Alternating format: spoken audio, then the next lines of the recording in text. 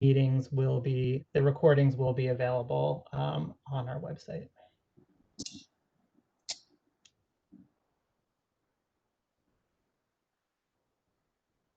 Okay, Kevin, do you want to kick it off? Yeah, are the public members able to access right now? Yes, they should be able to. Okay, great. Thanks, Ryan, for setting all that up. And good afternoon to everybody. For those folks on the call that I don't know, my name is Kevin Wenzel. I'm the Director of Budget and Performance Management for the Office of the Deputy Mayor for Education. We're gathered here virtually today to kick off the 2020 Uniform Per Student Funding Formula, or UPSFF Working Group. This is a group convened by OSSI per code that includes representatives from DC public schools, public charter schools, and the public to provide input and recommendations regarding revisions to the formula. This group will meet monthly through December with the goal of delivering a report of the working group in early 2021 to the DC Council. All proposed meeting dates, as well as reports and materials from past working groups, can be found on OSSI's website for everyone's reference. I'm going to turn back to Ryan now, both to do a roll call of working group members and to provide any housekeeping notes for the WebEx platform. Sure, thanks, Kevin. So as Kevin said, my name is Ryan Arori. I am the Senior Advisor for Budget and Finance at OSSI. This is a OSSI WebEx platform, so that's why my name is Meeting Organizer 3. I can't figure out how to change that, but this is Ryan. So what I'm going to do real quick is just do a roll call of the working group members. So if I call your name, can you just say here or hi or whatever you want? And I'm going to do it in alphabetical order by last name. So Mike Bayek from here. Public Charter School Board. Great. Vanessa Carlo Miranda. I think she said she wasn't going to make it here today. This is Alan Kramer here for Vanessa. Perfect. Thanks, Alan. Ken Sherry. Present. Chelsea Coffin. Here. Thank you. Jen Comey, who is from the DME, is not here today, but we just wanted to flag that she is going to be a member of the working group when she starts attending. In past years, she's been a facilitator, but just want to flag that she'll be a working group member for this year's session. Justin Ellis. Justin here. No. Okay. Jeanette Fernandez. I'm here. Hi, Jeanette. Alan Francois from DCPS. I don't see his name here.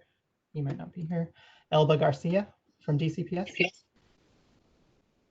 Hi, Elba. Sharon Gaskins from DCPS. I don't see her in the list. Sharon is out of the office today, so she'll be back with us the next time. Perfect. Thanks, Jess. Next was Shannon Hodge. Present. Thank you. Kubila Huddleston. Hi, everyone. Good afternoon. It's Quabila. Thanks, Kubila. Shelley Hughes. Hi, present. Great. Mary Levy. Here. Hi, Mary. Jack McCarthy.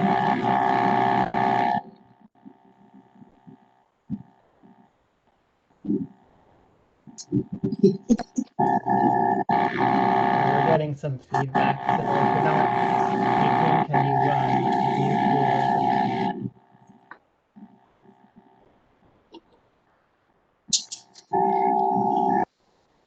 Okay. Sorry about that. Jack McCarthy. I am here. Perfect. Thanks, Jack. Alonzo Montalvo.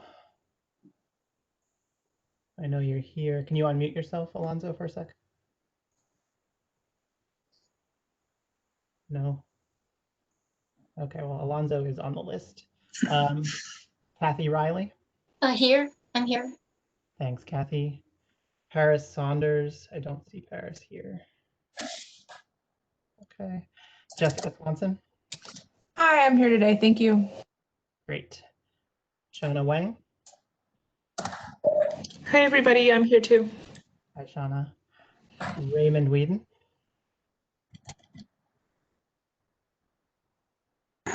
Here. Hi, Raymond. Here. And finally, Jonathan Weinstein. I am here too. Great. Thanks, Jonathan. Kevin, I can turn it over to you. And I think, do you want to mention anything about the way the public comment period will work, Ryan? Yeah, sure. So sorry for folks that just joined. So everybody that is a working group member is a panelist on this WebEx platform, which means that you can mute and unmute your audio and your video. We do ask that you try to keep your video on for the duration of the meeting. There are also members of the public that are here as attendees, and they do not have the ability to mute and unmute their microphone. They are in listen-only mode for the duration of the meeting. But for those of you that are public members, we are going to open up about 15 minutes or more if we need it for public comment towards the end of the meeting. I think what will happen is if there's any members of the public that want to speak, they can do the raise your hand feature, and then I can unmute you and you can join the discussion. If there's any questions from public members, I know that you can chat me during the meeting if there's any technical issues or anything.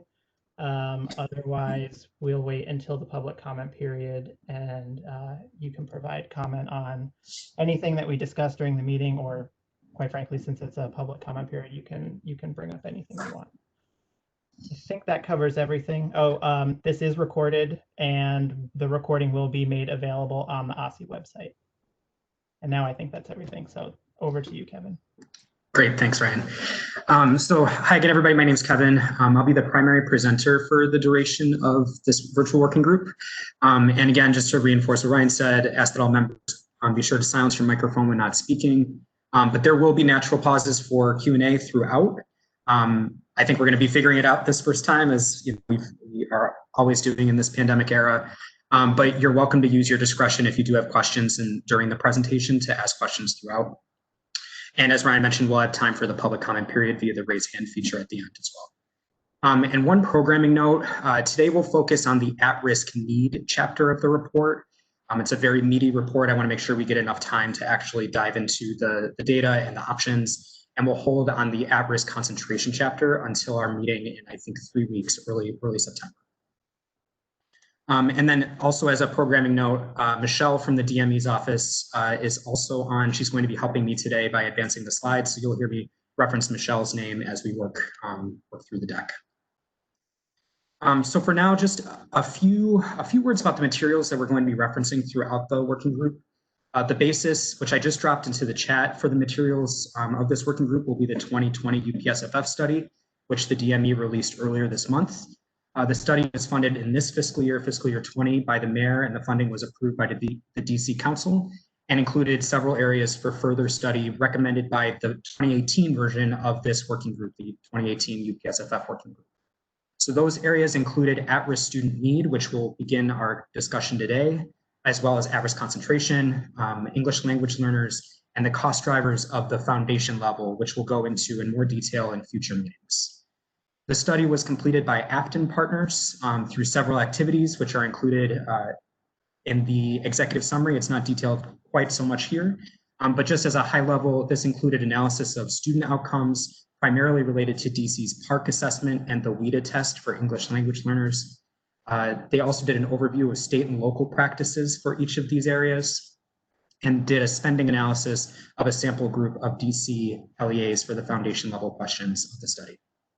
Finally, they did a facilitation of an advisory group at the end of last year, the beginning of this year, that included several folks that are on this working group to get the viewpoints of local and national experts to inform the study. Okay. So as an agenda, we obviously have taken a little bit of time to do a roll call.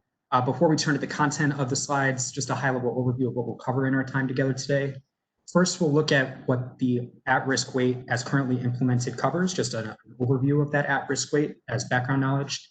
Next, we'll look at the performance analysis for at-risk students that were completed by Afton. Third, we'll review the options put forth by Afton, including the size of the targeted population, some funding considerations that come along with that set of assumptions. and then we'll move to the discussion period. So we'll jump into some guiding questions about the working group's input and recommendations related to those options, and we'll have the public comment period at the end, as mentioned. So Michelle, if you could jump to slide 3. Great. So as we begin, I'd also like to mention, as we move forward through this series of meetings, I'll be giving notes throughout this meeting on the structure of these chapters, as most are formatted in a similar way. So you'll see some similar structures throughout, and I'll be calling out some of those structures for when you're viewing in your own time, or as you're diving into the new chapters prior to the next series of meetings. Some of this will look pretty familiar to you.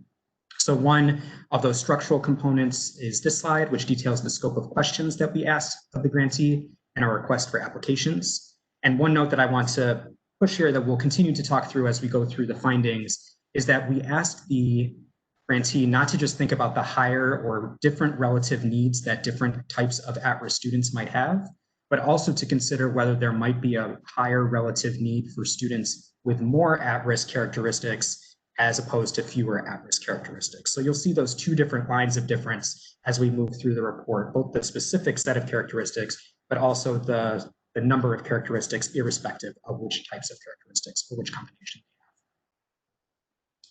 And if you move forward one slide, Michelle. Slide 4. Great. So slide 4 gives a high-level overview of the findings of this full chapter. Again, this is a structure that you'll see throughout the other chapters. And these high-level findings are supported by the data that we'll dig into more deeply shortly.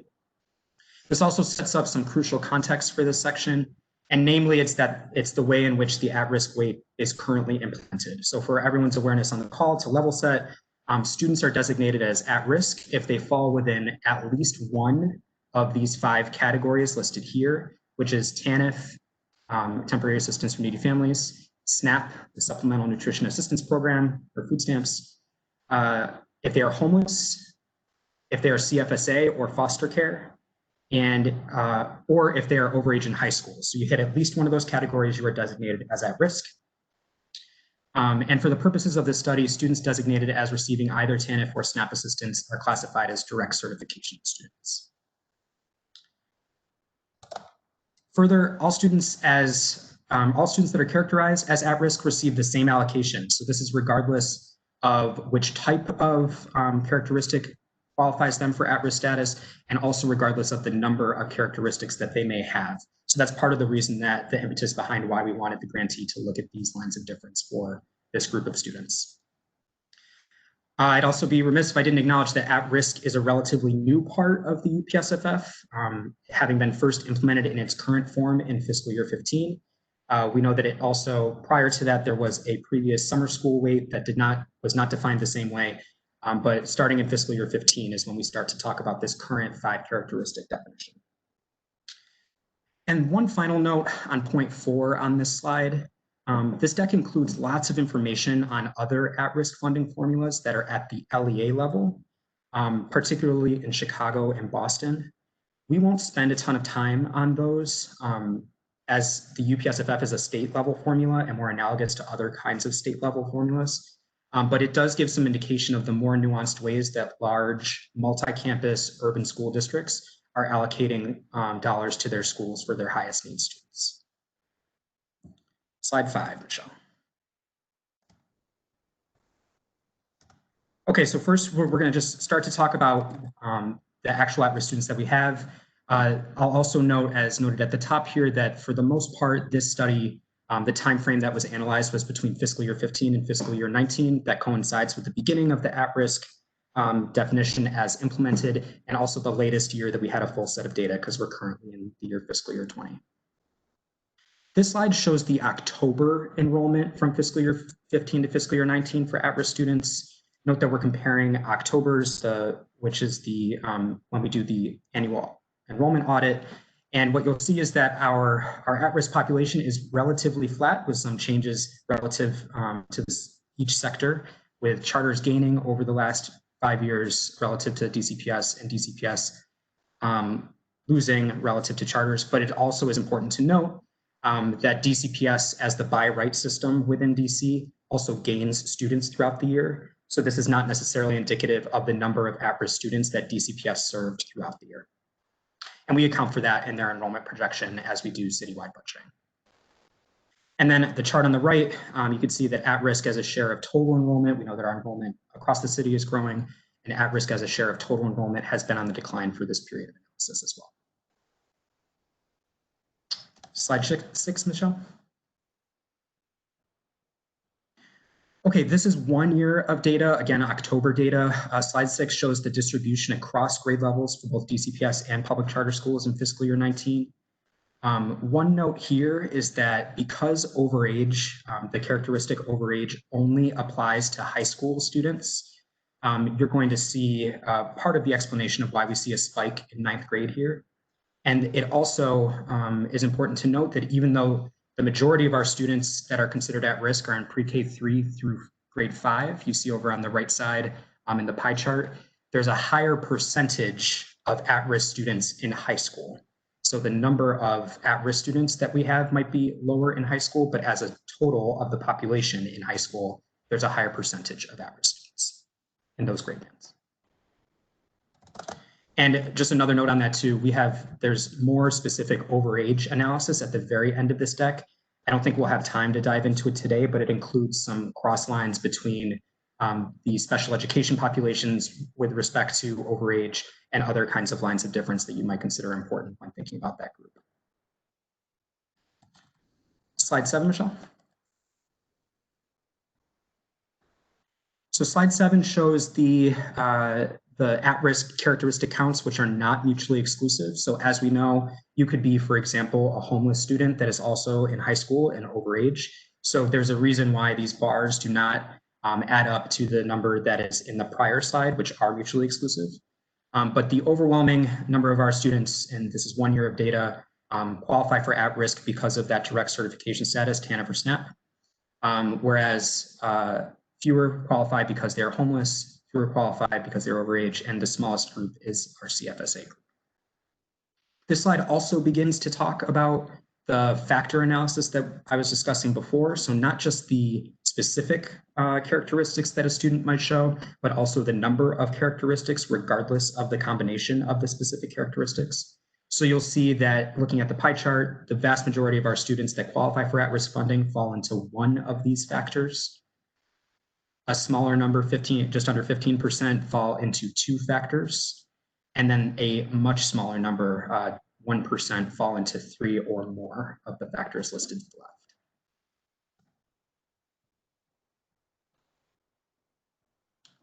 Okay, slide 8.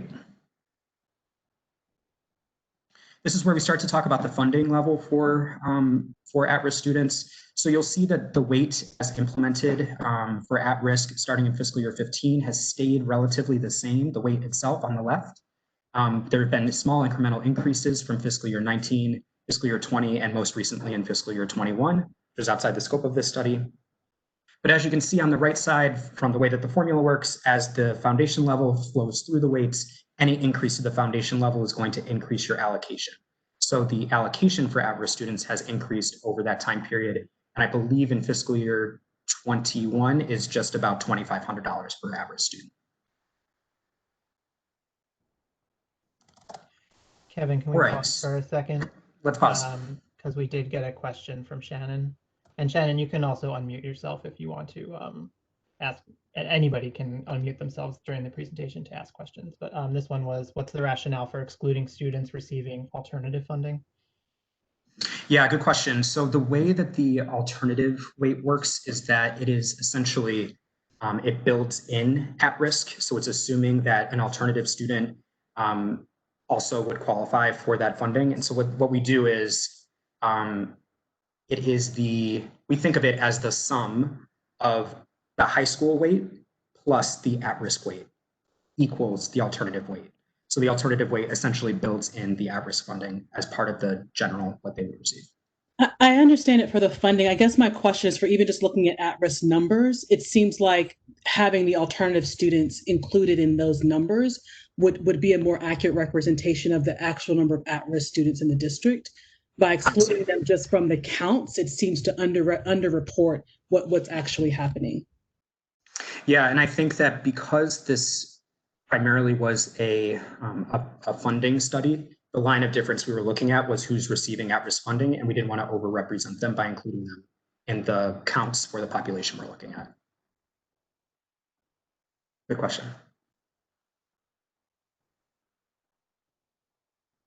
Okay, so that covers the kind of overview of at-risk. I think what I'd like to do now is jump to slide 10, if you would, Michelle. So this is another kind of structural slide you'll see throughout these presentations. This is what I like to call the options slide. So the grantee essentially walks us through here a decision tree. And we'll look at the data in just a second about performance that has led to them giving us these options. But first they ask decision 1, should we change the at-risk weight? If we decide yes, what are the options that are on the table that we should consider? And this is where we are really going to seek your input and recommendations about which are preferable from your point of view. And then finally, decision 3, if we are to implement changes, how would we propose paying for them? So either you can do one of two things. You can either redistribute funding within either, for this example, through the at-risk weight or the broader UPSFF, or you can fund via incremental funding, either from outside the school's budgets or when new revenue is available. Kevin, could I ask a question? This is Kathy. Yes, ma'am. Hi, Kathy. Is there some way, like, we didn't give the PARC test in the spring? Yeah. Budget is kind of, we don't have any idea what it's going to be. I don't know what the audit is going to look like, as October 5th will be virtual. And I think we can assume that our at-risk, our achievement gap and the need here will be much greater.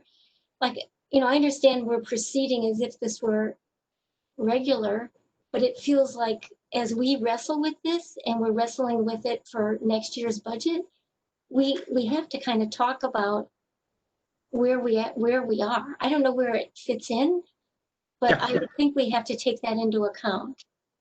I think that that's a great point, Kathy, and I do want to acknowledge there is a lot of uncertainty, to your point, about all of the different kinds of levers that impact the UPSFF. And I do think it is our job, it's the working group's job, to make sure that when we put together the report from this group, that it contextualizes all of those pieces that you're talking about. And I think we have this study that was unfortunately completed pre-COVID, or mostly completed pre-COVID, and certainly with data that's pre-COVID. But COVID is going to be part of the context moving forward, at least in this fiscal year and this fiscal or next fiscal year's development. And it's something that we should certainly acknowledge and think about how these things play off of each other in that category. Yeah. Great point. So we're going to come back to this slide, and that's what our discussion is going to be based on. I do just want to do a couple other of these kind of structural pieces and talk about the performance data that the grantee analyzed. So Michelle, if you could jump down to slide 43. The way that they structure this makes it easy for reading, I think, but in terms of a presentation, it's helpful for us to think about the outcomes that led to the options before we analyze the options themselves. Great, thank you. So we're going to take a look at this is mostly based on PARC data when we're looking at the at-risk section. Like I mentioned for the L section, we also looked at WIDA data, which is a test that L students take. But for the most part, most of this analysis will be based on PARC. Slide 44. Okay, so these are the top level takeaways from their at-risk analysis. The first thing, and I mentioned these kind of two different groups or ways of looking at the at-risk factors that we wanted the grantee to analyze. The first is that, as we suspected, at-risk students and their performance is not a monolith, right? There's performance variance within the at-risk weight, depending on a student's characteristics. And the finding here is that overage students and perhaps CFSA students perform furthest behind both their at-risk peers and their not at-risk peers. And the second line that we asked them to look at was, irrespective of which set of characteristics you have, we wanted to understand if the number of characteristics that a student has also has a correlation with their performance. And we did find, and we'll see this in the charts that come after, students with more at-risk characteristics, regardless of the combination, tend to underperform those with fewer at-risk characteristics. There are some exceptions there. That's not always true. So one example here is that students who are only over age sometimes underperform relative to students that have more than one characteristic. So there is some variance in there, but the trend line shows that this is how that tends to be. There is a stacking. Okay, slide 45. Okay, so this slide starts to get us into our performance analysis. Again, this is based on PARCC data over 5 years, fiscal 15 to fiscal year 19. I think the important way to orient us to this group, typically we would see or are used to seeing this information if graphed would be at or not at risk and then at risk with the gap being shown. I think the important change that this study contributes is the breakout of the differences among the characteristics below. And of course, again, just like a student can be more than one of these lines include students who are both things, or several things. So they are not mutually exclusive as well. I think this shows the top line that I just mentioned, which is that overage students, the green line, are furthest behind. CFSA students, particularly on the ELA side, which is the right graph, track pretty closely to overage students, although there's many fewer test takers that are CFSA specifically. On the left side, they overperform relative to overage by a little bit. And then you have homeless and direct cert tracking pretty closely together above them. And of course, there is a persistent gap between the proficiency achievement of our not at-risk students and all of the groups that are included in at-risk.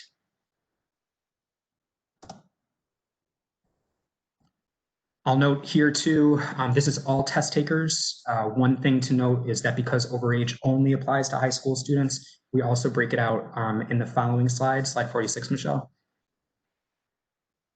We break it out by just high school. So what you'll see here is that the gaps lessen, they drop a little bit, but that's because of our lower overall achievement of high school students. So the benchmark point that you're looking at the gap from is lower as a standard for high school students. With that said, this shows the same kind of pattern that we see, which is that overage students perform worse relative to the other three groups here, CFSA pretty much tracking particularly in ELA. Kevin, they only test in 9th and 10th grade, right? So this is that's right. There's fewer. Yep. So there are fewer opportunities for PARCC testing, which is in high school, which is a limitation of the data for sure.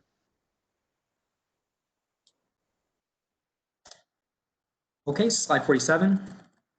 Slide 47 is essentially the same graph that we saw two prior, but this is only high school students. And so it's not the universe of all test takers. And you see that the proficiency is lower, particularly on the math side on the left, which leads to the gaps that we described being closed a little bit.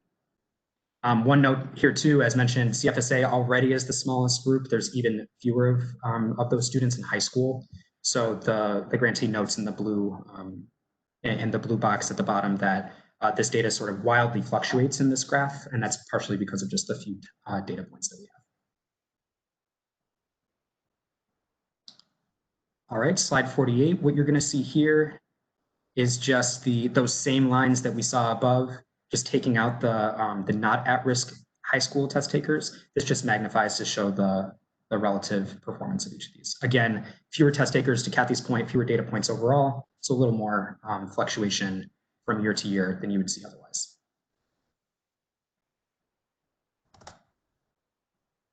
All right, slide 49. Okay, these next two slides show the proficiency gaps between not at risk and the different characteristics. Again, this is the difference here is that we're looking at 5-year, 3-year, and 1-year performance data going from left to right in terms of the color of the bars. This slide shows math, again with overage performing furthest behind, CFSA right next to them, and then direct cert and homeless tracking pretty closely together. And then if you'll jump to slide 50, this slide is the ELA slide. So we had math and now we're moving to ELA. Same kinds of patterns, although not, doesn't look like as much difference as the prior slide with math.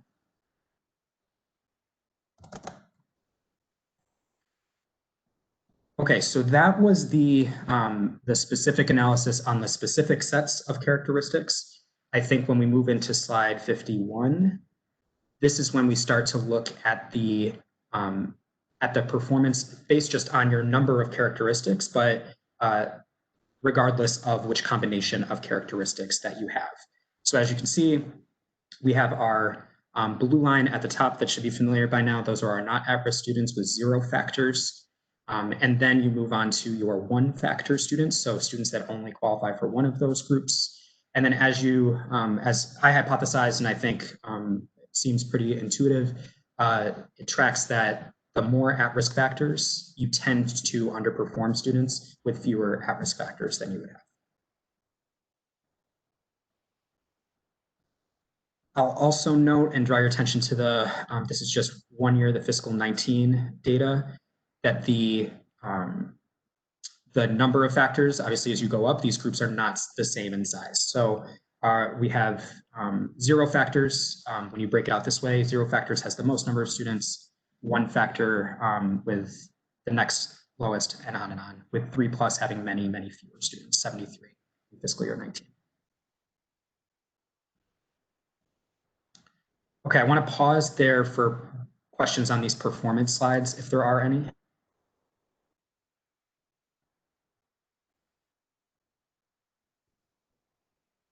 Kevin, just to be that person, I want to be that person in this group.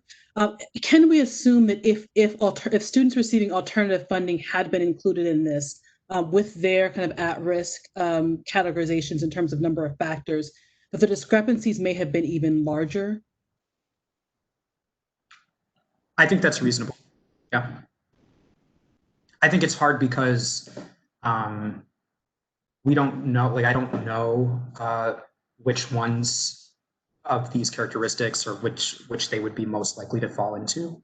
But I think it's reasonable to think that it would show that they also are often have several characteristics and often are underperforming relative to their peers with fewer. Definition of alternative students? I'm sorry? I was hoping Shannon could tell us the definition. Are the alternative students all the adult ed? Are they all in the opportunity academies? Could you give us the definition so we know and how many students are in that category? Sure, and I'll actually ask for someone on the DME or OSSI team to correct me if I'm wrong, but if I remember correctly, the students who are receiving alternative funding are at least 13, no older than 24. And they are attending a school that has applied to be designated as alternative, either because their entire school or their program is designed around serving a non-traditional population. And the students that fall into that category who receive that funding from the school are not entitled to the at-risk weight. But I'm sure like the overlap between at-risk and students receiving alternative funding is quite high.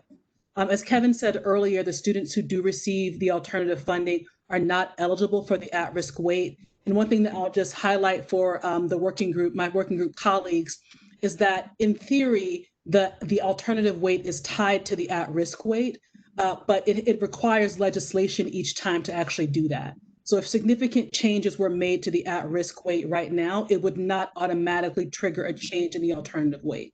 And so one of the reasons that I'm going to be that person and continue pushing on this is because I think that a lot of the schools that are designated as alternative and where students are receiving alternative funding really do serve high proportions of at-risk students. And I understand not including them for purposes of financial analysis, but in terms of looking at outcomes and thinking about what designated as at-risk do and how they perform, I think that information could be helpful as well. Hey, Kevin, I have a question. Oh, go ahead, Alonso. Yep.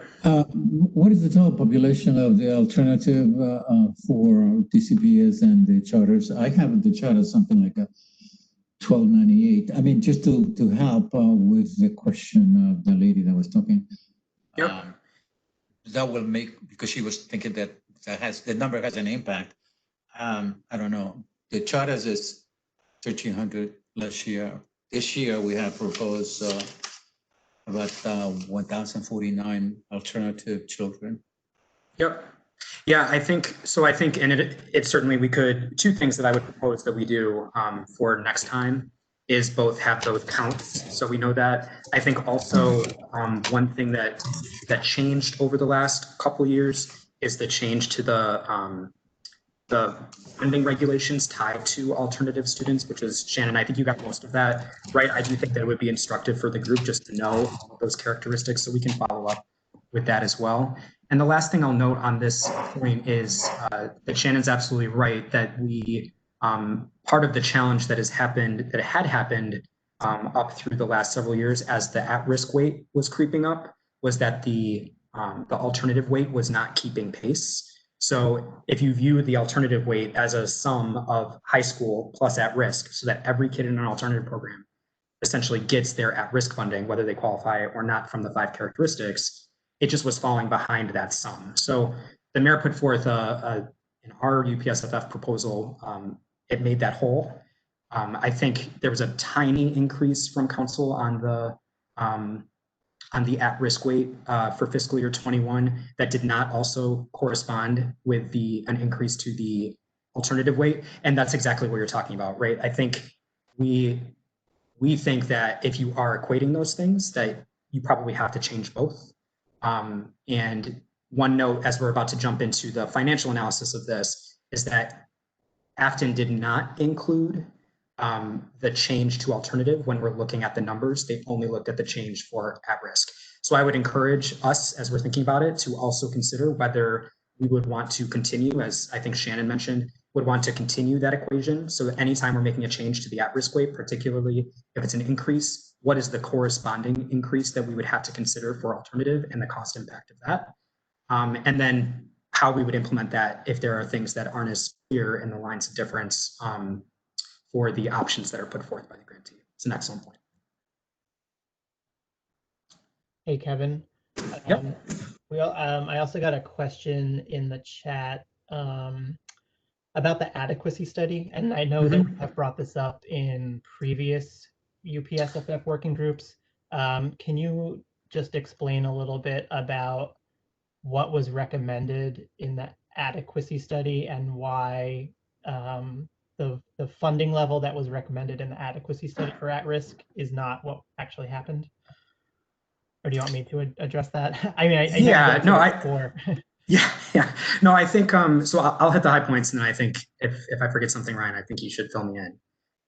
So the adequacy study put forth, and the adequacy study, for the record too, was completed prior to the implementation of the at-risk weight. So part of the adequacy study's recommendations was for an at-risk weight. The definition that they put forth was, in their recommendation, was a little narrower than what was currently implemented. And there's a section in this chapter actually on this piece. It was essentially the 5 characteristics that I mentioned, except it did not include SNAP or overage. So it was TANF, homeless, and CFSA. And they recommended a weight of 0.37. And I think when the definition was expanded to what it was, as we know, like SNAP adds a large number of students to that pool of at-risk students, and that means that there's less per pupil when you're putting forth money for this group of students. So it's broader, our current at-risk definition, with a lower amount of per pupil allocation than was recommended in the adequacy study. But the finding in here, then we can get to it, we could jump to it if we'd like, actually. The finding here is that if you were to take those two things and compare them, that the total allocation overall is about the same at this point, which actually, Michelle, if you wouldn't mind, just since we're on this point, if you could jump to slide 71.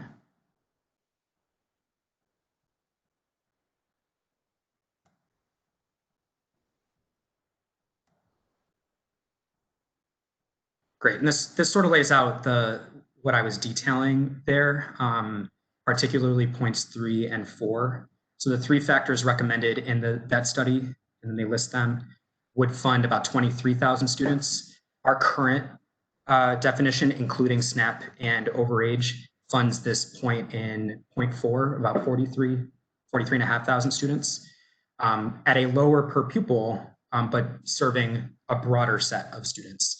And those pieces are about, I think that they found it was about a $10 million difference when you look at it. If I could share a point, I did a quick look at the recommendations in the adequacy study, and it seemed to state, at least the first place where I saw it, that students would apply, the at-risk definition would apply to students who could qualify for TANF. It didn't necessarily say that they had to be receiving TANF.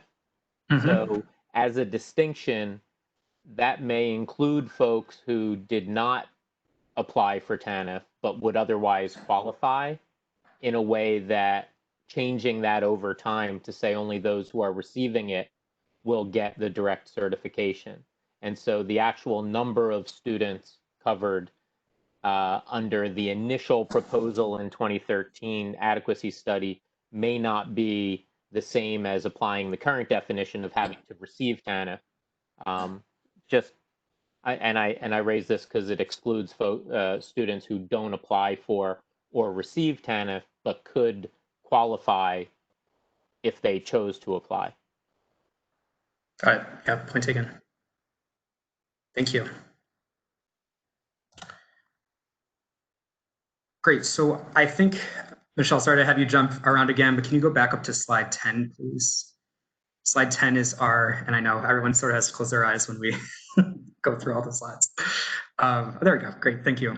So again, this is our set of options based on the performance information that we just took a look at. The grantee, as I mentioned, lays out this decision tree. So first we would have to decide, do we want to change the at-risk weight? And if so, what are the options that we may have moving forward for that? And they put forward this kind of tailored set of options. And I'm going to talk through a little bit of each of these. And then I think I'm going to pause before we go into some of the cost analysis for questions. So first, let me see. There we go. Okay.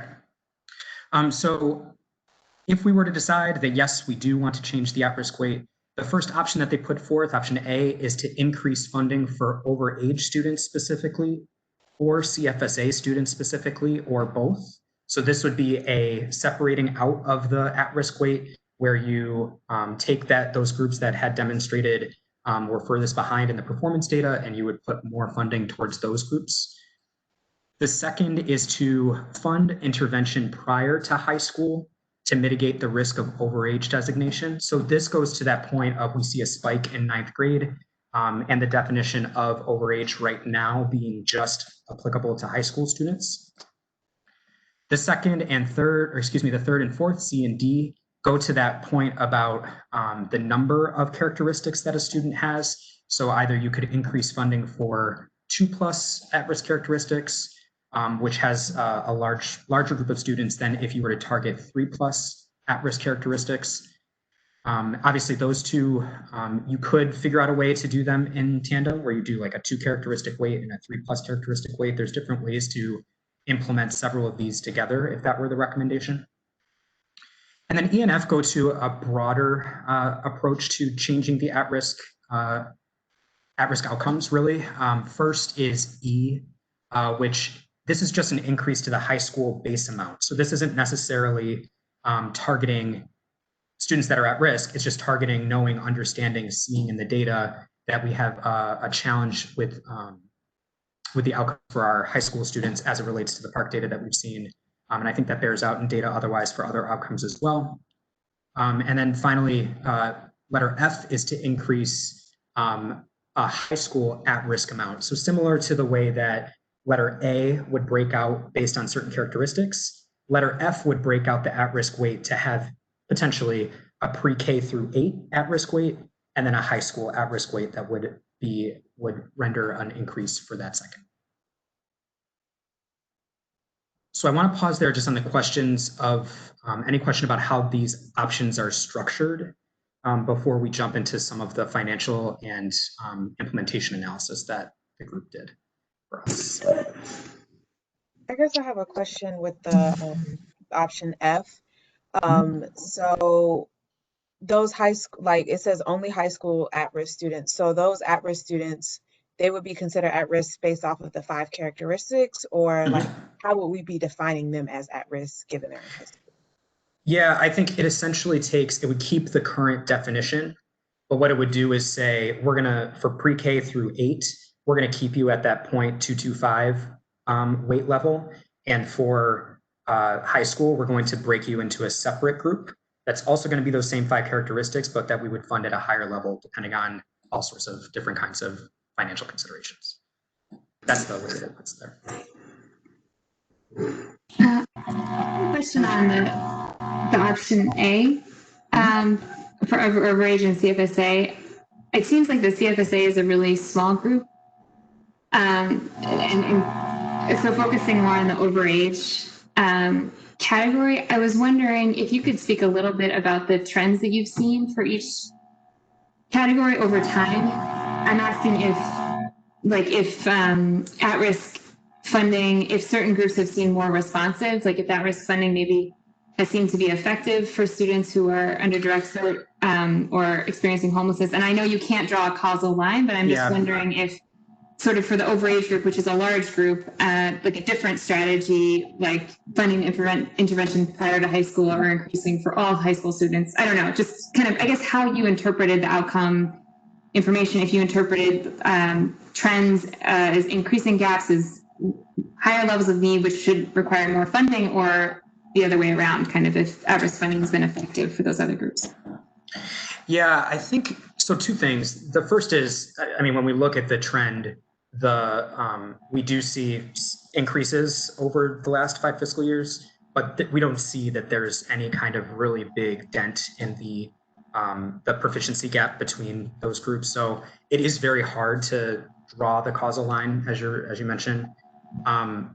I think one way that might be worthwhile to also consider this is that overage students as a category is very different from the other groups for a couple of reasons.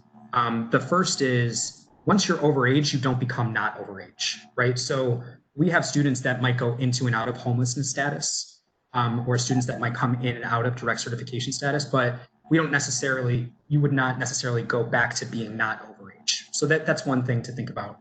The other thing is that one is really purely, as opposed to the more kind of proxy measures for poverty, like SNAP and TANF, overage is more academically focused, and the interventions that you might be able to put forth to help students that are overage might be a wholly different set of interventions than you would put forth to support students who are homeless or in foster care or SNAP TANF. So I think that part of, and I'm really interested in the feedback of this group is like, if we were to target different types of populations, what are the things that we think would be successful that would help draw the line to how much funding would be needed for that thing, if those were the options that were put forth or selected for recommendation. And just to jump in real quick, Kevin, I'm getting a lot of static on my end, so maybe if everyone who's not speaking could just go ahead and mute themselves, I would think it would be helpful for us. Yep, thanks, Jess. And sorry, there you go. Mary, I think it sounds like you have a fan on or something. No, I don't know what it is. I just wanted to raise a question. Okay, go for it. Okay, when we look at PARCC scores, the very lowest subgroup is always special ed. And I may not be able to answer this, but do we have any notion of how special ed feeds into the at-risk groups? Yeah, I think, so one thing we did not, as part of the scope of the study, did not explicitly look at special ed, but I do, Michelle, if you could jump again down to slide 73, I think. And what this is, and sorry, slide 74, one of these is on special education, 75. 76.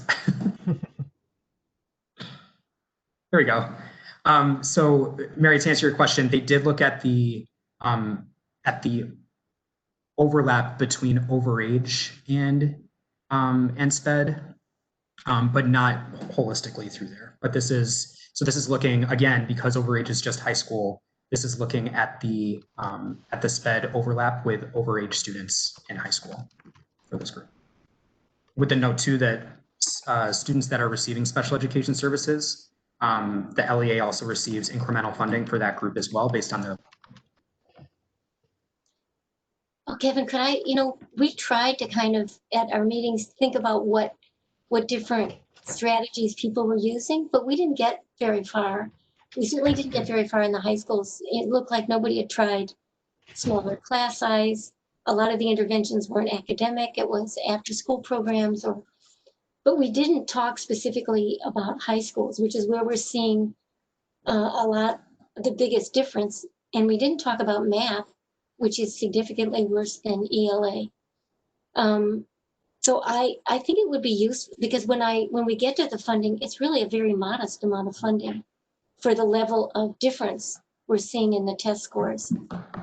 So I don't know if it's useful for us, like for the next meeting or when we can, to bring a more robust menu of what schools have tried and what they've seen. Yeah, I think if we go up to slide 59. So we did do a series of qualitative interviews, or the grantee did, Afton did, based on schools that are doing best with their at-risk students. And this is based on a lot of research that Josh Boots has done, his bold performance schools. And I think the challenge here, this is a menu of things that I don't think is meant to be prescriptive. It's meant to show what certain LEAs that are, seeing advancement of their at-risk students, what they identify as being the change maker here. And I think that the one acknowledgement that I'll make is that something that works at one school might not work at another school. But this is a qualitative set of things that they've said do work for them. Yeah, I just thought it was limited in terms of what we might know. And, if you look at it's so broad. I mean, certainly the cost of an extended day program, it's huge. Not something that we're looking at in terms of the amount of money we're talking about. So since no matter what we do, it's fairly modest compared to the need, it might be helpful to have something more detailed than this, if we have any ideas. And since we're targeting the high schools, I don't know how many of Josh's success stories were high schools, and they're, within a school, they might have had success that might not have come up in any of these things that might help us. But overall, I don't think we as a city have looked at in a broad way with more depth because we didn't try smaller class size. I think the work that Flamboyant or some of the home studies, they haven't done those a lot in high school, but as they started, they found that those have been effective with our ELL students and the international academies. Those have been effective. So I don't know. I mean, when we get to the money, I was just surprised. It's a fairly modest amount of money. So I just thought it'd be helpful to know.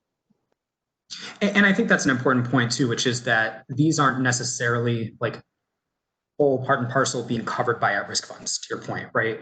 I think one point that this does raise, given the level of funding, about $2,500 at this point for at-risk students, is that if you're able to, and this sort of gives away a little bit of the concentration question that we'll grapple with next time, but if you're able to have to cobble together lots of resources among the schools, you have students many students that are bringing or receiving that at-risk payment, you can, you need a certain number of them to, for example, reach an FTE, a person, like a specific social worker for your homeless population, right? So you would need a certain number of that group to cobble that together. And it's something, as we're thinking about the different levers of the levels, is how much would you need to have something that would meaningfully make a difference? And how also is it going to be dispersed based on which option we choose? How is it going to be dispersed across the system so that funding could be cobbled together in that way to create these things that are going to be change makers there? But I hear your point too about the understanding what works. I think part of it that is challenging is that it is very site specific at this point. And I think we have this small menu here of the folks that Afton interviewed, but open to ideas about how we could get more information on this as well. Okay, thank you. I also think we should be considering in the backdrop of this, the supplanting versus supplement issue. So even Kathy, your question of like, you know, we don't have a real sense of like what investments we are or aren't making or where. I mean, part of that, at least in DCPS, like that's a huge issue, right? Because if we're spending at-risk dollars on PE teachers for all students, or, you know, for just general education, how are we even saying that we're using those at-risk dollars in the way that we're intended to use them? So I think that like part of our conversation here has to also be, how are we going to address that issue? I don't see us being able to like better support at-risk students if we don't account for the fact that those dollars don't always reach them.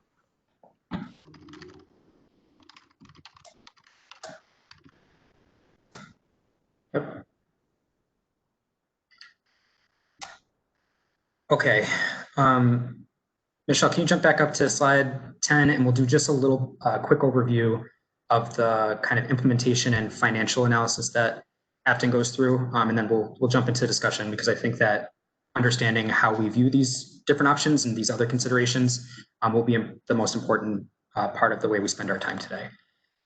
So again, this is going to be sort of a structure thing. We won't have to do this every single time, but I just want to make sure that you're familiar with the way that the reports and other chapters is set up. So Michelle, if you'll go to slide 11.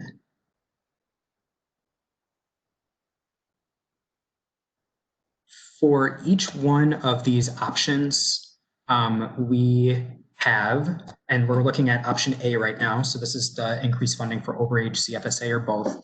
They provide a list that shows both the number of students that would be impacted, some opportunities and challenges associated with that group, if that were the option that were selected.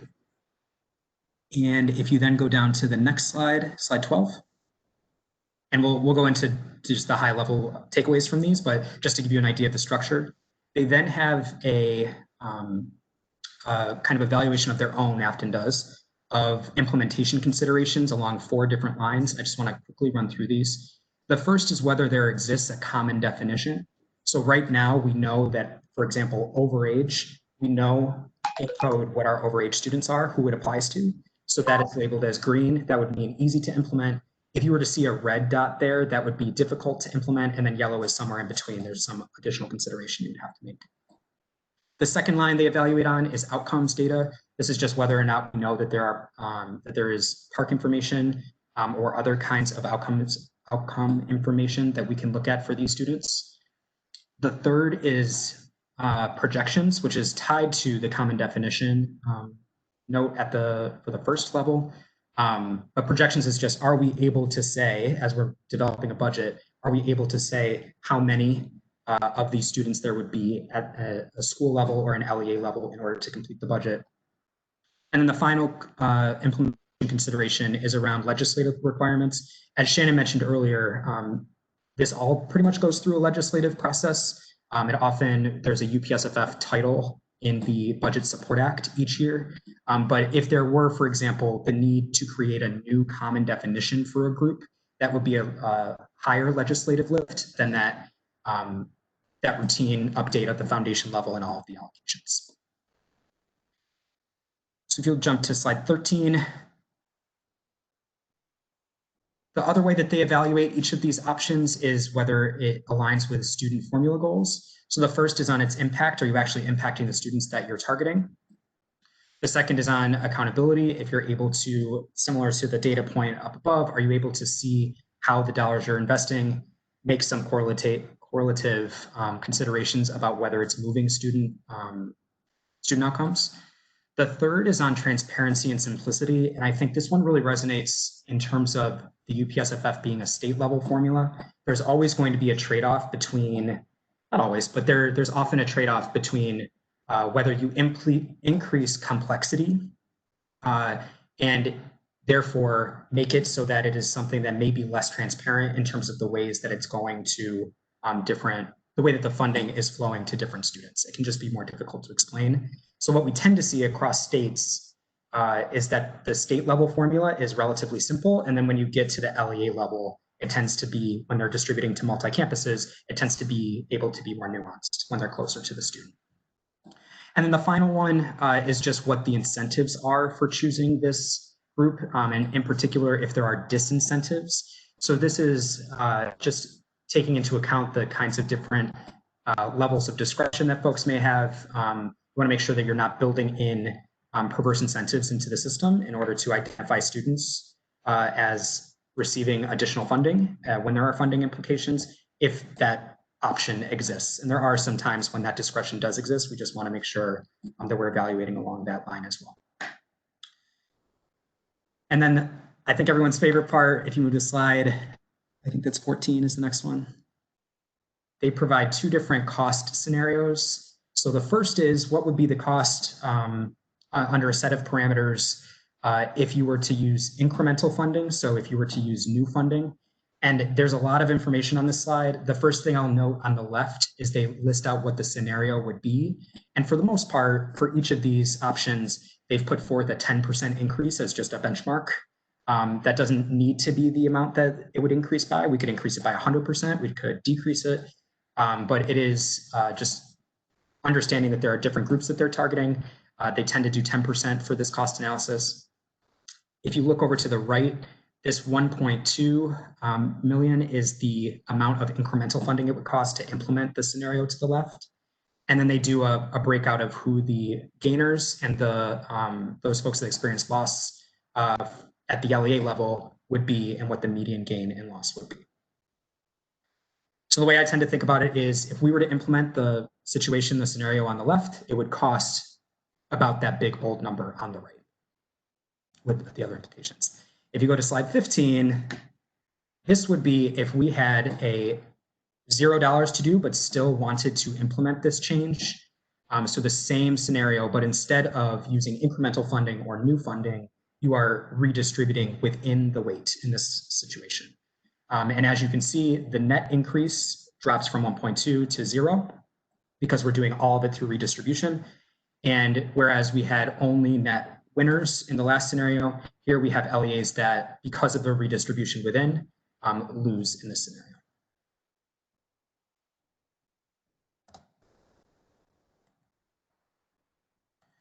So is there a question about the structure? I think I just want to do a couple of top lines of each of these options and then jump into the discussion about what the feedback and the, if there are recommendations about where we should head would be. Just curious about the structure of it. Yep. Quick point of clarification on the fiscal impact. Is that gain or loss in funding per pupil, or the entire school's per pupil funding total? I think it's the LEA level. That's about how much they would median get for that, not per pupil. Okay. And if you think about like a 10% increase to the at-risk weight is another $250 per student, right? So it would take a long way to add up to a larger financial impact than that.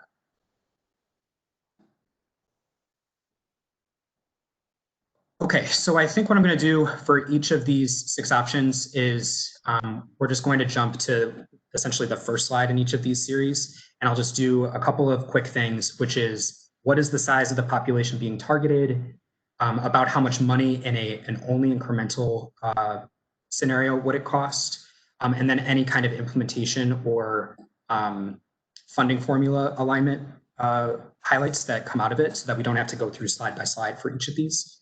And then we'll jump into discussion right after that. So Michelle, if you could go back to slide 11. This is the one that we've been looking at as we went through the structure of this. So as you can see, if we were to implement and what they do for the cost part of this, just an increase to the overage weight, it would In fiscal 19, it would address about 4,284 students, about 4,300 students, would cost about $1.2 million with that 10% increase scenario. One thing to keep in mind as we're going through these is the relative number of students that are impacted, and that often is pretty correlative with the amount that it would cost to implement. So if we're targeting a larger group of students, it's likely going to be more expensive because we're pretty much holding that 10% as the scenario marker. And one note I'll just make on this group too that comes up in the implementation considerations, which is the point that Kathy, you and I were just talking about, is that for overage, the students are concentrated at high schools. So it may make it easier if you were to implement that to cobble together the funds to be able to purchase, for example, a new person or a new person's role that would oversee the needs of this group of students. All right, if you go to slide 16, please, Michelle. This is option B, which was and you can see the options listed at the top in orange. This is funding an overage intervention prior to high school. Importantly, we don't have a definition for this group, which makes it challenging to implement. We know if we were to use a similar methodology that we do at the high school level about how many students it would cover, but no common definition exists for this group right now. So we think it's about 2,100 students. And if we were to implement in a fully incremental way, relative to the 1.2 million we just saw, this would be about 645,000 under a 10% increase scenario.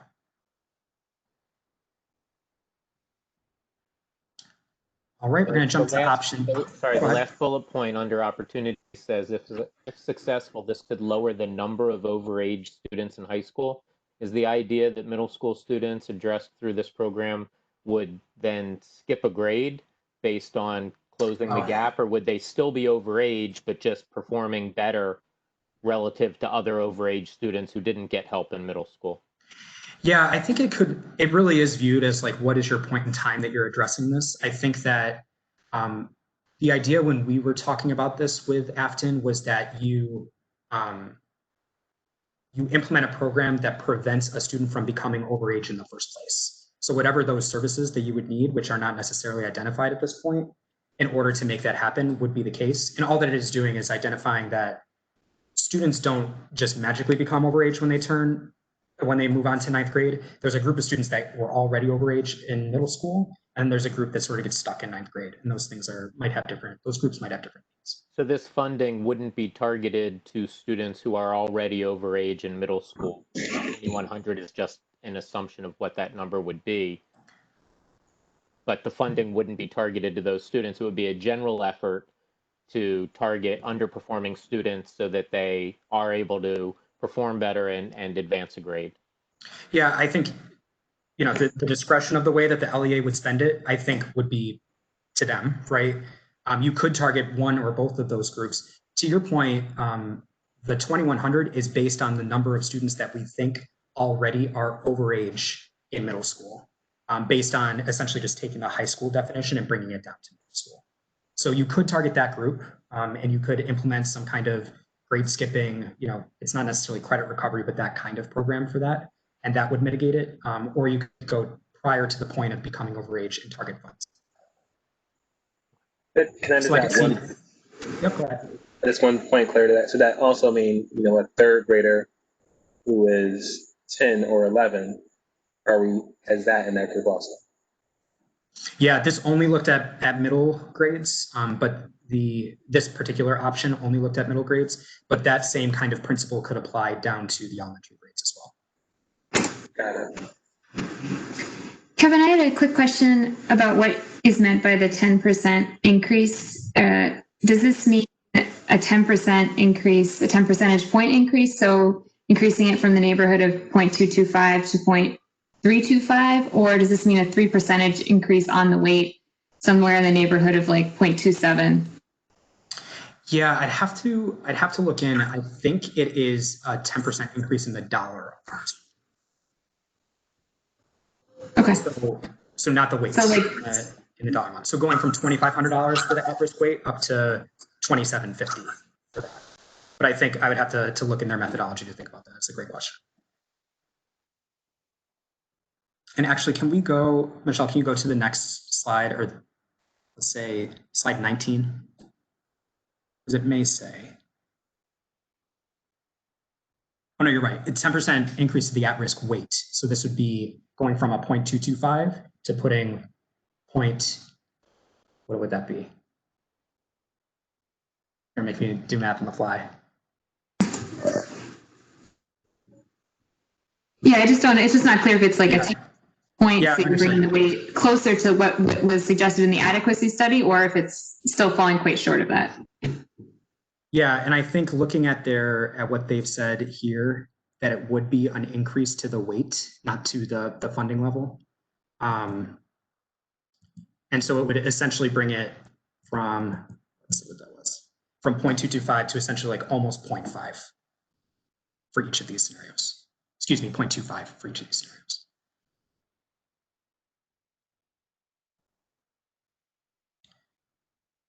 Okay, let's go to slide 21, please.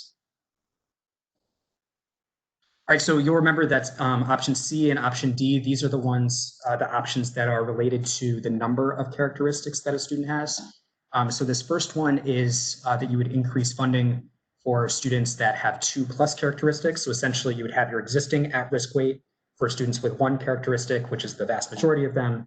You'd have this smaller group of students that have 2+ characteristics that would receive additional funding to the tune of affecting about 5,600 students in fiscal year 19, and it costs about 1.6 million when you just look at the incremental increase.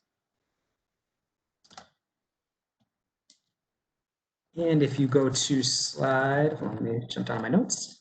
Oh, the one thing to note about both of these options, again, just as a drawback for implementation purposes or funding alignment purposes, is that it doesn't take into account the kind of analysis that we if we were to select this option, it's not taking into account the differences of which characteristics you have. So you're not necessarily targeting in the way that you would target with a specific characteristic. Just one drawback. If you go to slide 26, it's essentially the sister slide to this one. This would be for a much smaller group of students, that group that has 3+ characteristics. So in fiscal year 19, only covering 265 students, to increase them by 10%, their weight by 10%, it would only be about $70,000. So because you're targeting a smaller group of students, the amount of incremental funding that you have available might be able to go a longer way. But the one other kind of drawback that they mentioned in implementation is that these students are probably more dispersed through the system. And so it's harder to cobble together the resources that we talked about when you have more students bringing in more funding at a school level.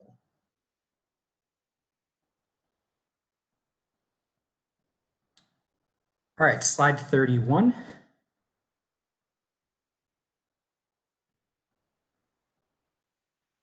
These next two are the kind of broader based approaches. This one doesn't address at risk at all necessarily, and it's the broadest of the 6.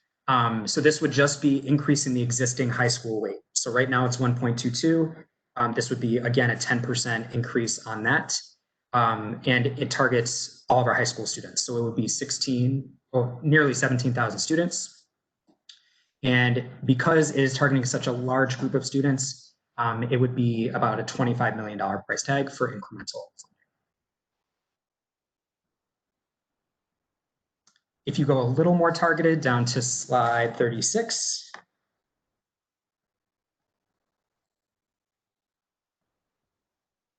I'm sorry, slide 37. Or let's try slide 35.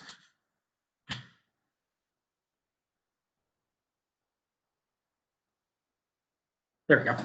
So this is the breakout that we talked about before, which would be that you would have a difference between the funding level for your at-risk students that are in pre-K through 8, and you would fund high school at-risk at a higher level. So you'd separate it by grade level here. And this targets obviously fewer students than all high school students. This is about 8,500 students, a lower price tag to 2.3 million. And it would be less targeted than the very first option, option A, but targets the need in high school that we see overall through the data as we're looking across lots of lines. So those are the big punchlines from their financial analysis. I think what I'd like to do next is jump up to slide 10.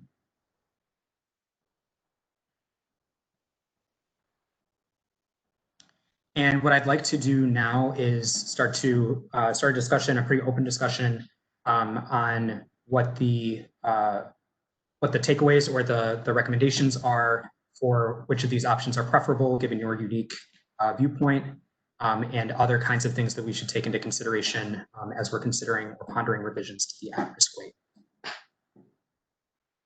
Kevin, before we open it up to other people in the chat, there was the question from Jack. And Jack, if you want to jump in and ask this, it says, is it possible to articulate the problem we are trying to solve here? I am not seeing anything that leads me to believe that any of these recommended decisions will improve teaching and learning for these children. And I guess since we're in discussion, anybody. Yeah, I think that's a good start. I think it's yeah, this is Jack. I've just been following this, and I looked at the data, and I think the thing that is hard about, I had put in another question about, are these the right questions to be asking? Because in the absence of some understanding what these different allocations would result in, it makes it very difficult to choose. And then I guess my other question on top of this, if we were to go to, if we said yes on decision 1 and on decision 2 said decision E, increase the high school base amount, are we making that decision in the absence of any information as to what the effect would be on everything outside of high school? In other words, would we be taking money away from elementary schools to recommend this? You know what I'm saying? The way these questions are organized doesn't seem to provide us with the background knowledge or the logic to make a good decision here.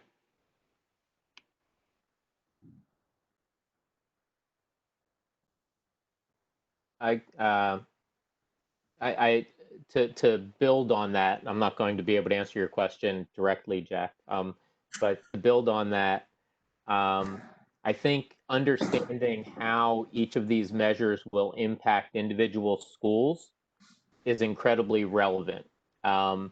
If a school gets an extra $50,000 in its budget, that school will be able to make decisions that may or may not be specifically targeted at the at-risk community, but ideally are. In the same way that if a school loses $50,000 because of a redistribution of funding, that will have a dramatic impact on staffing and resources. If the average is 3,000, one way or the other, that's not a big deal. But I'm concerned about a redistribution funding model, because especially if there's not a plan for addressing individual impacts on specific schools, because children will be impacted if a school loses enough money that they lose an inclusion teacher, or they lose the counselor they have, or have to make those choices to serve all their students. So in that context, I think incremental funding is a safer approach in terms of not losing resources at particular schools. I know it's a more costly approach generally. I agree with it not being redistributed funding. I think we're in, that it's even complicated by the times we're in, but I can't imagine taking money away from any school at this point. So that's a different issue than A to F and what we do, how we wrestle with this. But and how much money there is to offer incremental funding in terms of what we recommend.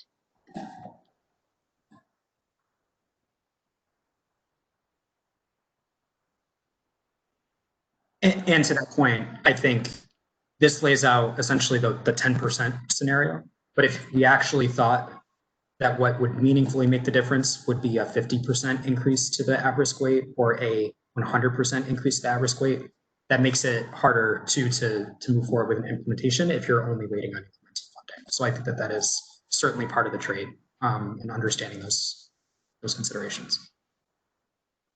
Kevin, I certainly understand the practicality of that. I wonder, though, what we lose by not at least continuing to press for adequacy. It seems like we're exchanging the notion of adequacy with the at-risk weight for something that we can implement. And if, 8 years ago, adequacy was 0.37, to quibble over 0.225 or 0.2475 seems like we're missing part of that argument as well. And I think this also speaks to Jack's point. None of this, while this conversation was prefaced by, or maybe it was in the letter, that funding levels aren't necessarily directly correlated to outcomes, and that's a difficult measure to follow. I think reducing funding levels would have a negative impact on what schools are trying to do right now. And increasing funding levels to the adequacy level makes more sense. And so I would just agree with Shannon on that. Go ahead. No, I was going to just co-sign on what Kathy said earlier, that this is all actually in a very much in a vacuum of pre-March 13th. And so, like, we already know that the number of TANF and certified for number of students has increased and will continue to increase. And so, again, it gives me a little bit of pause, again, to essentially say, well, this is the $10 we have, where do we want to distribute it, versus we actually need $20 in order to make this work.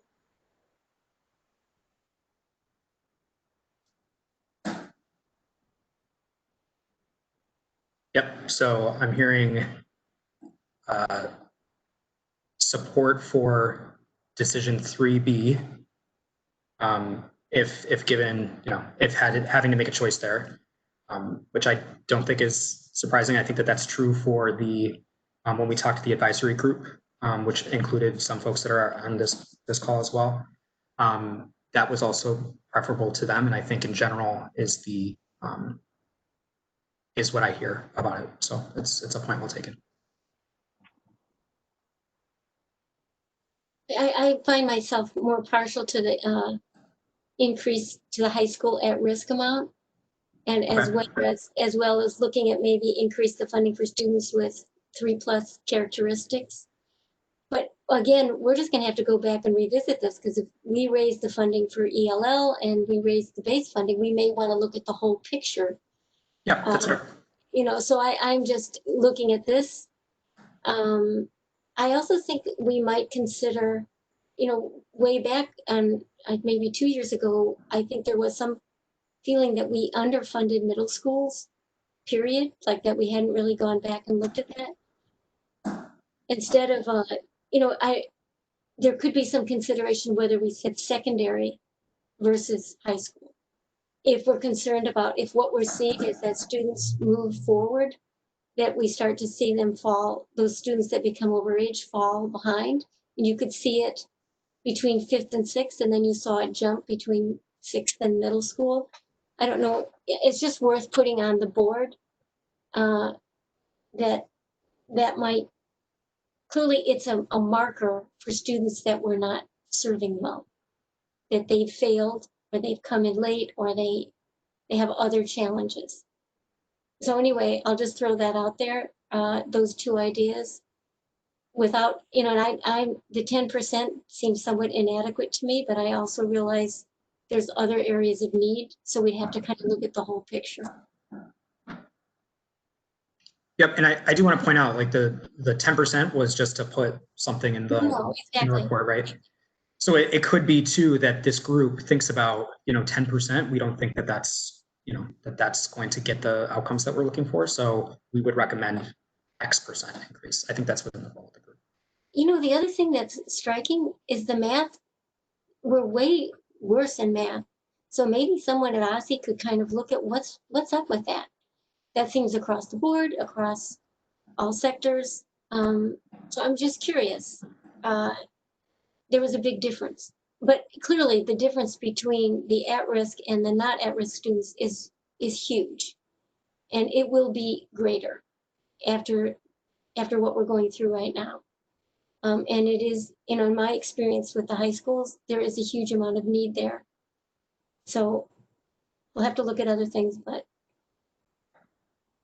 I think one thing that I've been like sitting here trying to think through and making sure I can articulate is that, I mean, high school is more or less the end of the K-12 pipeline. And it seems like to me that, whether it's birth to three, elementary, middle school, high school, like we should be making investments at all levels. And so I'm kind of struggling with the notion that we add more money to high school because that's where the largest gaps are. But then what happens to the other students as they're going through elementary and middle school? What happens to them, right? And then do they just get behind because they've had either money taken away from them or not enough money being allocated to their schools? So yeah, that's just what I'm sort of having a difficult time with as I'm considering some of these options. Well, the UPSFF already differentiates by age, so it's not one size fits all for every student as it stands now. And it tends to increase as you get older.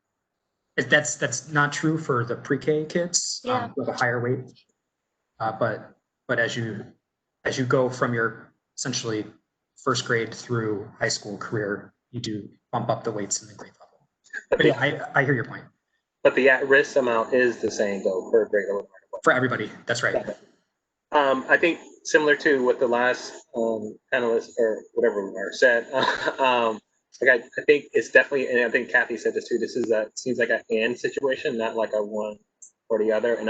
And maybe this is, I think it's the next discussion. I also think what Mary put in the chat box in terms of this, also thinking about like this also seems like a concentration situation where like can we have this discussion without the concentration discussion because they're very much a overlap. I think that's what Mary's trying to say. Yeah. Okay. Yeah, I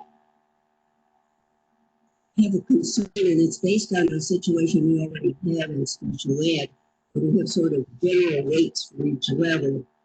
But within each level, we know from actual figures that there are differences among schools in the number of kids they have. And so you wind up with, particularly with regard to the big differences in charter schools, there are schools that have, for example, very few at-risk students will get overfunded if we up the high school rate. And those with lots of at-risk students will be underfunded if what we're trying to do is reach at-risk students. I think that in every rated category, we need to look at whether we need to target just because of the variety of schools we're funded. And in many ways, that also then just that then puts us looking back at the same error that Shannon brought up at the beginning of the conversation. Not the mirror, I guess the door. In terms of the alternative schools.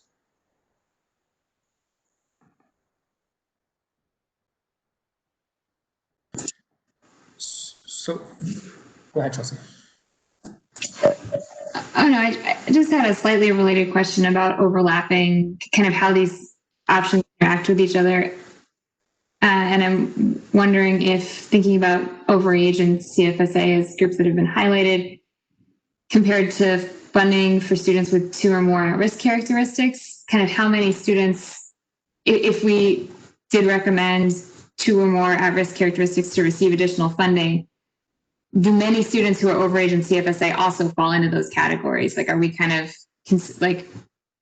should we be considering one or the other of those? And I don't know if we have those numbers in the report.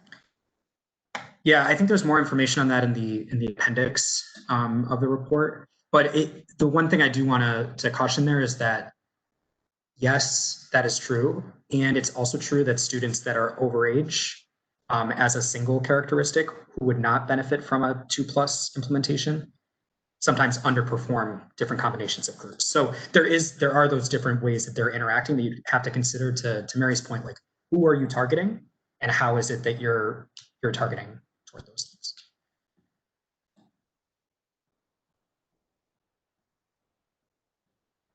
And so, oh, go ahead.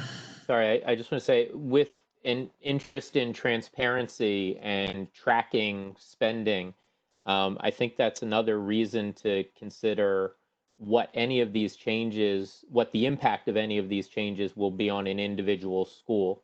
Trying to figure out how to track or report on how we might spend an extra $3,000 specifically targeted to the designated population will be a challenge, and may not be good policy to try to do that necessarily. So I think trying to understand what the impact of each of these will be and what that impact of that is on reporting and transparency is important.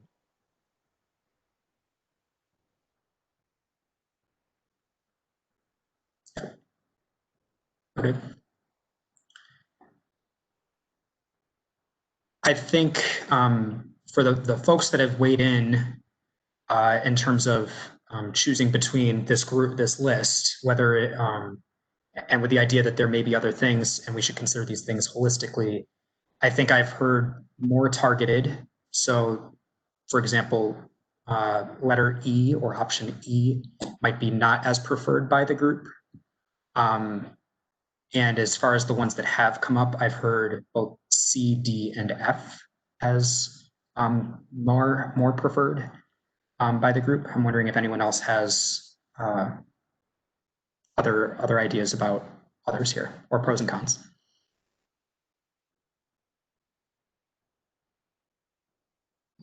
Kevin, I don't know voice right now. I'm still struggling with kind of like, have we done forward thinking about the end size of at risk? Like, what is this group going to look like? It's great to look at this information now because we're doing a flashback on what the at risk numbers were.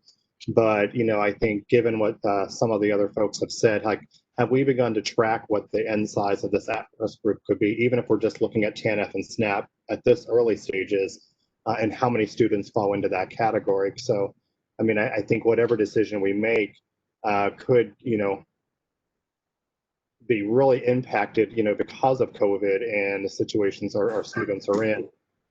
So I'd be interested to take a look at that, because to also Jonathan and others' points, that could really impact certain LEAs, depending on where those students land. So, which then kind of drives a conversation around concentration and whether or not something like that is much more doable. And I think from the LEA folks that we have on the call, I think anecdotally, we would expect to see a jump in identification over the last several months due to you know, the sort of macroeconomic picture. I'm curious if folks have quantified that at their own LEAs or have seen that kind of impact play out and what that has looked like for you. Well, I mean, we won't see that until the CERT numbers come. Sure. Got it. We received CERT numbers the first round this week, and they're the same as last year. And I think that speaks to our, I don't know if it's a unique issue or not, but having a population that may not be comfortable or eligible for TANF due to documentation status versus income status. Got it.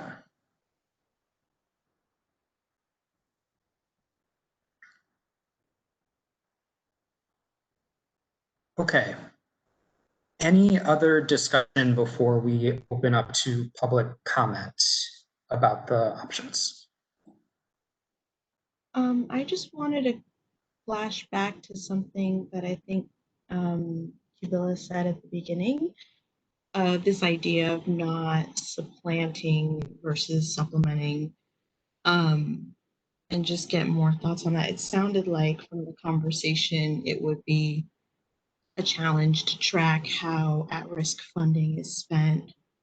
But I do think there's value in thinking through a prescriptive fund source, right? Where these dollars have to be used to fund targeted interventions. And I just want to hear the group's thoughts on that.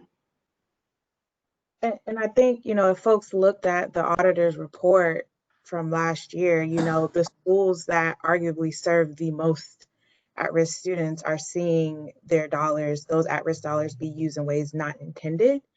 So for me, like, that just further complicates any sort of decision we make, because, like, regardless of what we choose, like, that issue, and granted, that's an LEA issue, but it still will exist. And I can't recall all of the different colors that each one of these got in terms of implementation, but I'm just curious, Kevin, do you know if that issue came up at all in this research?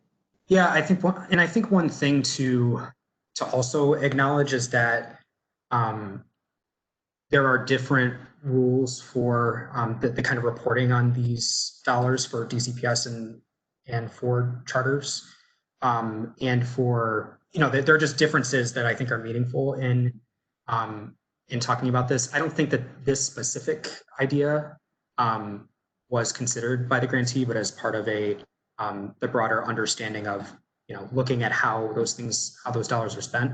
That was all that they looked at this idea. It has come up in previous, this group over the past years. We have wrestled with it, and I think that's one reason that DCPS is required to show how they're putting at least the right amount of money into every school. And I agree, it is supplanted versus supplemented, but they are required to have it follow the students, and that does not apply to the charters. We have less information about that at the charter level. So yeah, we haven't reached a way of because we don't really have a menu of things that it should be spent on. We've never worked out like, okay, these are the things that work for at-risk students, so this money could be spent this way. And as Kevin said, it's so different from school to school, and with these different populations that apply, that we've never spent the time to go into that much depth about what that might look like.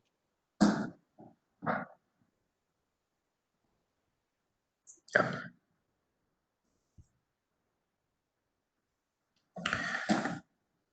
Okay, so Ryan, I think I'd like to turn to public comment, which also might generate some new conversation with the working group members as well. So if there's anybody that would like from the public that would like to speak, please hit the little raise your hand option. And actually, Ryan, I'm not sure how to do that. Yeah, I think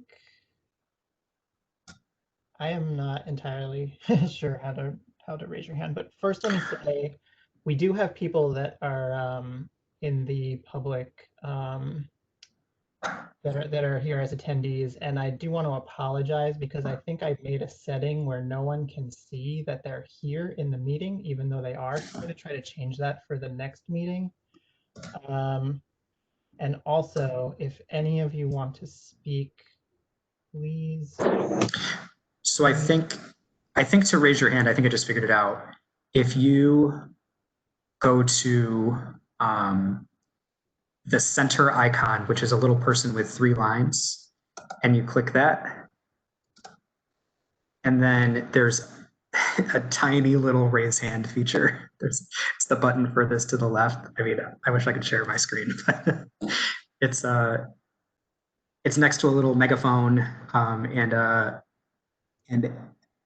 not sure if everybody can see that exclamation point, but there's certainly the hand raise piece there.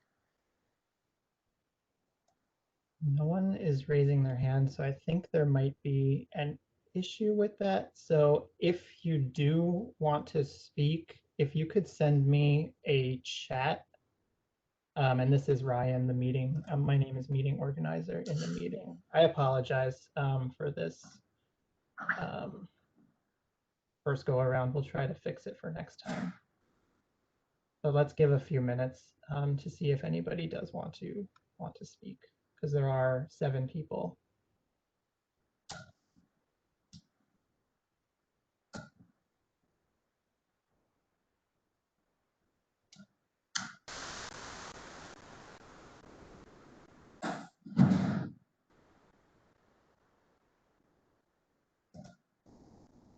Let me try.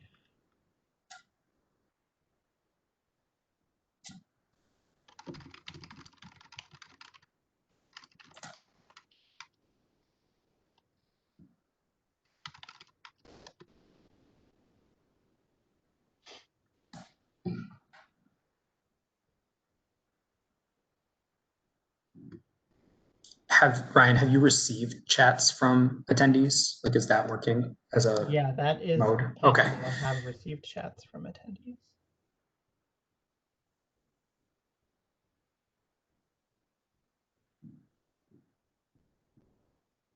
Let me just try changing.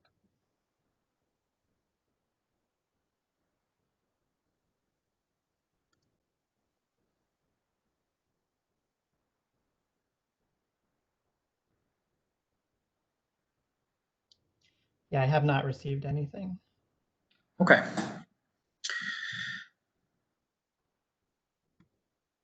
Okay. Well, I was planning on 15 minutes of, of public comment. So I think what I would say now as and folks might weigh in, I think that what I would ask is if there's any final comment on from working group members about what you've heard today, and then we'll talk steps and we'll close out.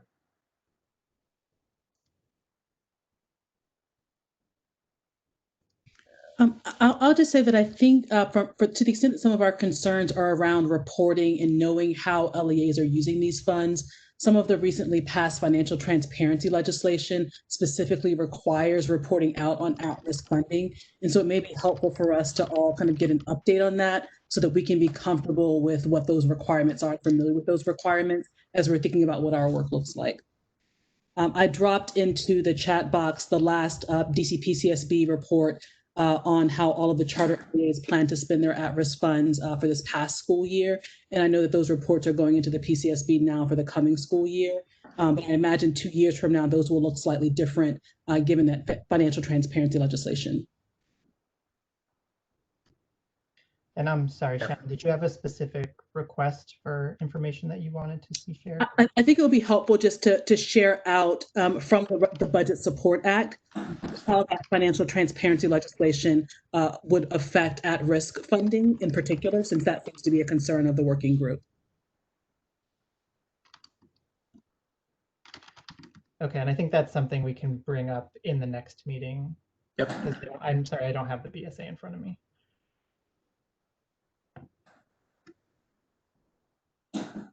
Great.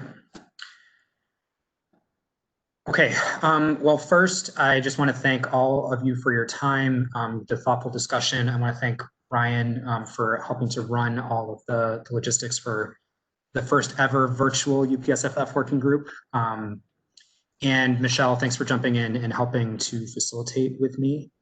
I think next steps wise, as I mentioned, we'll cover at-risk concentration next time. I think that there's a set of follow-ups that Ryan and I will huddle around so that we can have that information for you next time as well.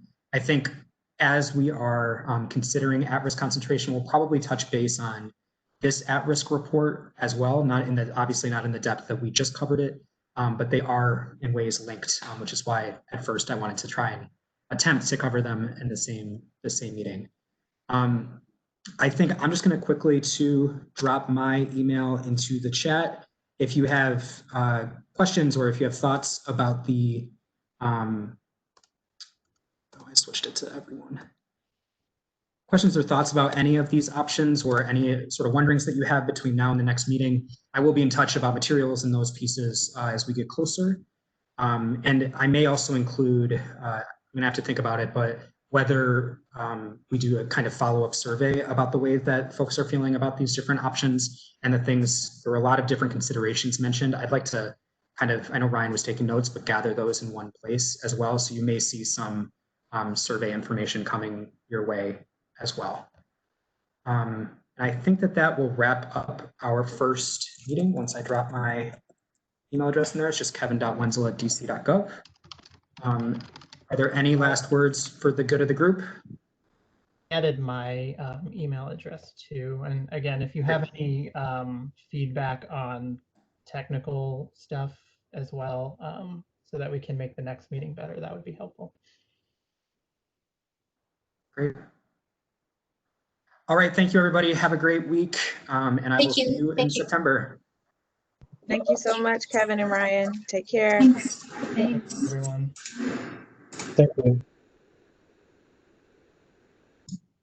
Thank you, Kevin.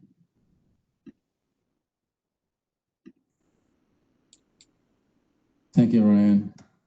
Thank you, Alonso.